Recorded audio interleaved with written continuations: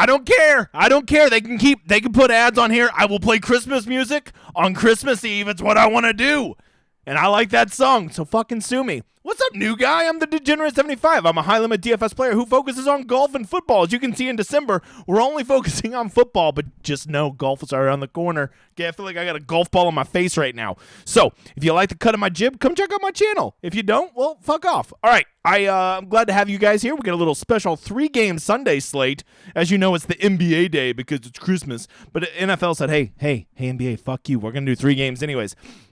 And just like we have for Thanksgiving, it's one of those unique slates where you get 3 games, but at 3 separate times. So it allows us to play a little bit more game theory than we have. Am I going to harp on that as much as I did in the previous ones? No. I encourage you to go back and watch those if you want to know a little bit more. I want to keep this under 15 minutes. It's a 3-game slate. And you know what? I got some good lineups I'm sweating right now. So let's get going. First of all, you better hang around till the end, okay? All right, because I'm giving away this sweater on this show right here. So hang around till the end. If you don't hang around, you won't know if you won, you motherfather. Okay, here we go. Starting out with contest selection tomorrow. Look at this one. The big Millie Maker tomorrow for the 3-game slate. They bumped it up to $25. 44% goes to first place. If you're playing it, you're a donkey dick. There it is. I said it. I'll never stop saying it. It is a horrific tournament to play in. If you're one of those people that's constantly playing your $100 and you always lose and you have to deposit because you're playing in that, quit playing in it. Go play in $12 single entry tomorrow. Go play in a $50 single entry. Go play in a $15 3 max. Those are such better tournaments. I will never stop saying it. If you ever get tired of me saying it, I don't give a shit. Just stop doing it. I'm trying to help you. Help me help you, brother. That's it. That's all you get for contest selection. You know the deal by now. Stick to 3 maxes, single entry, things that you can max enter, okay? It's no different on a 3-game slate, a showdown slate, or a full 10-game, 15-game slate, whatever the hell it is, okay? Hey, the big guy's almost to 2,200 subscribers. Why don't you help me out? Like, sub, turn on notifications, and if you'd really help me, tell a friend. You know why? Because the YouTube algorithm fucking hates me. All right, let's get to weather where we started today. We had some pretty questionable weather that definitely impacted some of the games, and so we'd be fools not to consider that for tomorrow. We got the Dolphins facing some light possible rain. The Rams and the Cardinals both in a dome. I have a feeling the weather will be nice in there. Maybe they'll turn on the showers like it's the Truman Show. I doubt it, but it is a possibility. As far as the Dolphins go, it'll be sporadic. It's South Beach. It's going to be like sporadic rain off and on. It never really seems to affect scoring, especially the way the pace that team plays with and the efficiency that they have on offense. So I wouldn't let a little rain get you off of the definite chalkiest game, okay? All right. 3-game slate tomorrow, all 3 at different times. The first game kicking off at noon, Lord's time zone. So, I'm actually very happy. It is without question the chalkiest of the 3 games, much like we had at Thanksgiving. As you can see, that 50-point total between Green Bay and Miami is beyond appetizing, especially with some of the sloggy-ass games we had today. By the way, it's Saturday. It's Christmas Eve as I'm making this. And so the chalkiest game being first really puts game theory at the forefront tomorrow. If you're going to be with your family, you're going to be doing Christmas, being a normal, functional human being and not a DFS degenerate, maybe this is the day you set out because you're really robbing yourself of a chance to play the game tomorrow. But if you can babysit your lineups, maybe just make 3 to 5 lineups so it's easier to babysit. I don't know if I'd be trying to babysit 20 to 50 lineups tomorrow. Have a plan for what you're going to do. I think you can really attack this, right? And you probably think I'm going to tell you, hey, just fade the first game and then pivot to late games. But that's only one way to play it. There is the other way to play it where you go stack the shit out of this first game, right? You go play your Aaron Rodgers stacks or you go play your Tua stacks and run it back with 2 guys from the opposite team. Play 5 or 6 guys from this first game. I don't think that's crazy, especially with how gross these other 2 matchups are. And then if you do that, and it hits, you'll probably be at the top of the leaderboard, so much so that you can literally go click on other lineups and see who they played versus who you played, who they have left. And with such a small slate, it's pretty easy to figure out who they have left at running back based on how much salary is left. And you can determine, oh shit, this guy's 3 points ahead of me. I got to catch up. Maybe you have to go get off of Aaron Jones and move to James Conner or vice versa, right? Probably be the opposite because you're going to need to pick up some leverage. And you know that he has only 7,200 left, so there's no way he can play Aaron Jones. Well, shit, I better get up to Aaron Jones so that I can pass that guy. That's playing the game tomorrow. So don't be afraid to stack the early game, but if you're going to do that, you got to be looking at all those people, especially if you're lingering around the top 100 of a GPP leaderboard. You've got to be looking at guys who have the similar amount of quarters left that you do, and then you need to be looking at their lineups and saying, obviously, who do they have? Because if we know one rule in DFS, people spend all their fucking salary, or almost all of it, right? I think it's 49.7, 49.8. It's something like 90% of all lineups, okay? So you'll have a really good idea who's in their lineups, and then that will give you the ability to pivot. If you're ahead, you go pivot to the guy that they probably have to block them out. If you're behind, you go pivot off of that guy and go get on somebody that can help you catch up, right? That's what you do. That is how you play the game, even if you want to play the chalky early game, okay? Because if you play the chalky early game, there's nothing wrong with that, but just know you're going to be in a 3v3 probably versus a few hundred people. And so you're going to have to get the right combination of those. The only other thing I could say about that is if you're going to play this early game, maybe play some weird pieces in it, right? Maybe some pieces that could go off that people aren't considering. A Randall Cobb, somebody like that, right? An A.J. Dillon, a Trent Sherfield, people like that, okay? Those are pieces that could go off that if they hit, you're not going to be sharing with tons of people, and that will give you a little bit more freedom that if you spike this early game just right, you'll really have leverage the rest of the day to kind of box people out. And there's nothing more fun in DFS than when you're 1 point ahead of somebody and they have the exact same person left in the lineup as you, and you know it's impossible for them to catch you. That's playing the game and not having picks. All right, let's get to these games. This is a great scoring environment. Green Bay does seem to be getting better on offense. We'll start with them. I said start with them, and then I clicked on Green Bay. Bold strategy on my part. Bold strategy. We're going to search by optimizer rate. As you can see, the optimizer says it's Aaron Jones day. And Aaron Jones does make a lot of sense. He is involved in the pass game. He seems to be getting a lot of carries. I think the great play here, if you want to play the vulture play, go play A.J. Dillon. A.J. Dillon is the kind of guy that could have 120 yards, 2 touchdowns, and you just hope that he vultures the game. He slows down the game. He keeps Miami's offense off the field, and he's robbing Aaron Jones, Aaron Rodgers, Lazard, Watson, all of those guys of touchdowns. I don't think that that's the best play, but I'm saying that is a way that you can get into this game and play the vulture strategy, which is that A.J. Dillon vultures everybody because he doesn't play nicely with others, as he is basically just a run between the tackles guy. If you're going to play Aaron Jones or Aaron Rodgers stacks, it gets pretty tricky because Aaron Rodgers still does not have a clear number one. I think we could probably make the argument that it's Lazard or Watson, but are we really sure about that? And then we know that he'll never let dusty-ass Randall Cobb go.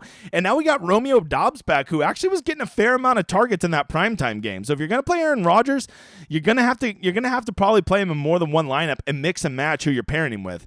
I think the forgotten one is going to be Robert Tonyan. He has not been very involved lately. Trust me, I know, as he's on my big dollar best ball team. But man, the optimizer loves him. He is on the field a lot on passing down, so it makes sense. Miami, probably the most appealing team just because they've won, 12 people $1 million this year. They're so stackable. Tua, Tyreek, Waddle. I mean, he just seems he could. Tua, I never thought I'd say this, can get 2 big-time receivers there in a GPP. So he becomes very playable. The other news I'm really tracking is this Jeff Wilson news. If Jeff Wilson's out, I think that makes Raheem Mostert just like a monster play, right? Because if 5,900, if he's not going to have to give 35% of the carries over to Jeff Wilson Jr., he becomes incredible. But once again, if you're going to stack this game, I think you want to try to play a piece with Tua that's going to be a little bit different, right? Go play your Tyreek with him. That's fine. Or go play your Waddle with him. But be open to a Gesicki, a Sherfield, or even Cedric Wilson Jr. One of these low-owned guys catches, a 50-yard touchdown, you'll be dancing in the streets naked because you're going to have that guy at 5%. And 5% on a 3-game slate is the nuts, okay? So if you can get that, you got to do it. So once again, in summary, do not be afraid to attack and stack this game, but be very aware of what you're playing as the rest of the day if you hit.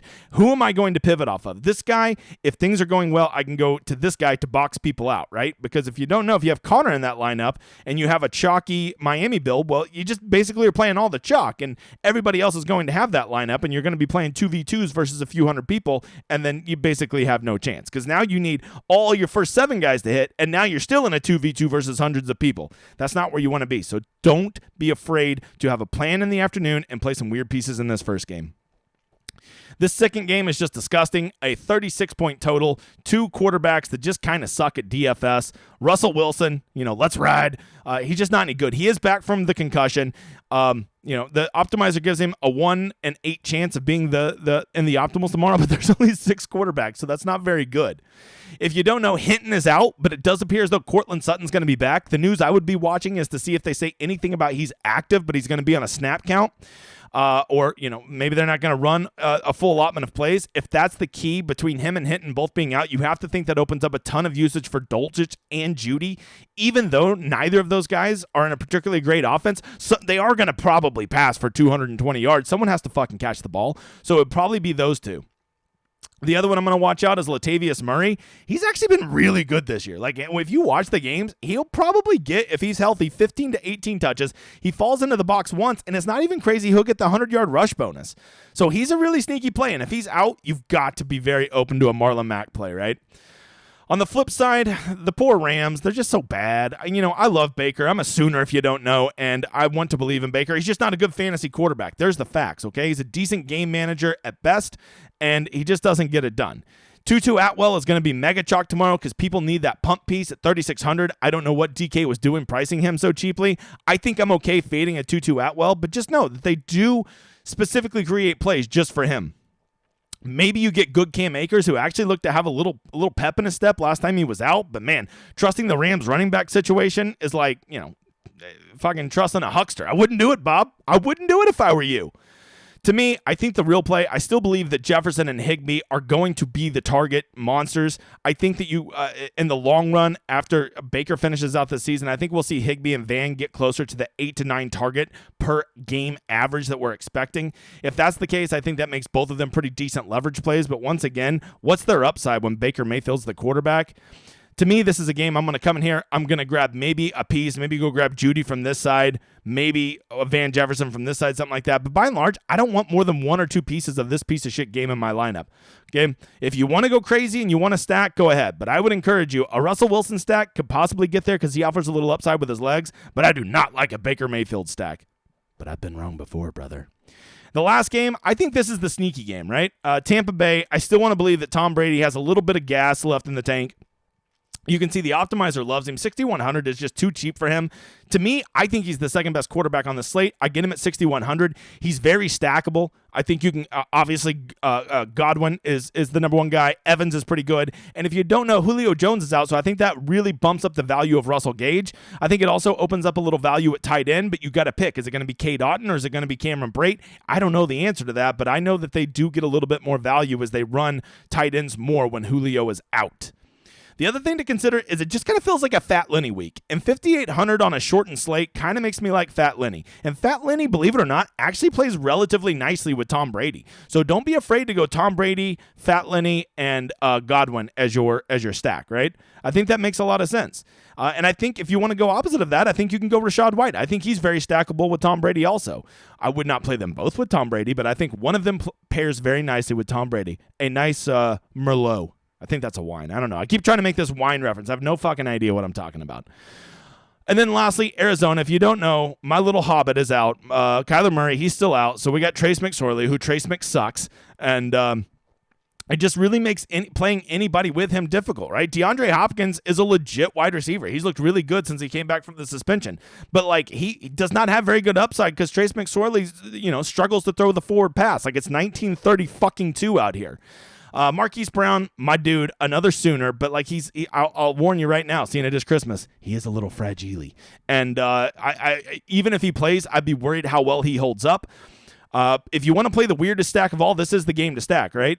Go play a Trace McSorley stack. I wouldn't encourage it. I think what most people are going to do in this game is they're going to come over here, they're going to get James Conner. As you can see, James Conner projecting at 47%. Insane shock. Should you play him? Well, you should not play him. I'll tell you that. If you just auto mark him out, I just don't think the running backs on this 3-game slate are good enough to just auto mark him out. You really just got to ask yourself, how's this game going to play out? If it shoots out, well, then I think a Hopkins, a Brown, even a Trey McBride and AJ Green even get a little bit of love from me in a shootout type game. If you think this will be a 28-31 type game, then I think you want to get some of those pieces. If you think this is a 17-14 slog fest, I think you want to probably be riding with John Connors. Sorry. Watched Terminator last night. Lastly, let's just go over here and look overall. Who is the optimizer loving the most? Well, you can see it is James Conner, Godwin, and Hill. No surprise, they're the best players. But who is the most optimized player? You can see who is most likely to show up in the optimals versus their ownership. Jerry Jeudy, Russell Gage. Very interesting. And who are the most negatively leveraged plays? Greg Dulcich, Tyreek Hill, Tutu Atwell. Something to consider, right? Hey, I'm going to be doing the big giveaway in just a second. Before we get there, did you know that I have a Discord? It's actually about to have a website. So if you want to do that, it's in the description. Come join my Patreon. We get new members every day. I do all kinds of cool shit for them. Special every week I do a stream for them. And I do this thing called the Rosetta Stone, which, by the way, there's coming for one for PGA. It's going to fucking change everything. You watch out, you motherfather. Come follow me on Twitter. Always feel free to reach out to me. Send me a DM. I will not blow you off. I keep them open. I respond to everybody quickly and thoughtfully. I don't blow you off. I don't take myself too serious like so many other pricks in this industry. So with that said, let's get to the drawing. It is to win this badass sweater right here. All right. I will warn you, I was having some problems with the wheel. So the editor told me he already did the spin. Come down here and open the results. And the winner is, of course, 2021. And if I can't get a hold of him, my backup is Green Bay with Envy. Congratulations, you motherfathers. You win. Congratulations. I'll be sending you the sweater, so be looking for the editor to reach out to your ass. We're going to mail it to you, you motherfather. Congratulations. Thanks for retweeting. Thanks for leaving comments. I'll be doing more giveaways. I think I'm going to do a mug, a DraftKings mug that's a really badass, a Yeti mug that with DraftKings symbol on it. So be looking out for that. It'll probably be when golf gets here, because if you don't know, golf's the fucking best. All right, guys. I think that's it. You know I got a badass intro. I hope you kick some ass. Come check me out. Like and subscribe. It's been real. Enjoy my outro, you motherfathers.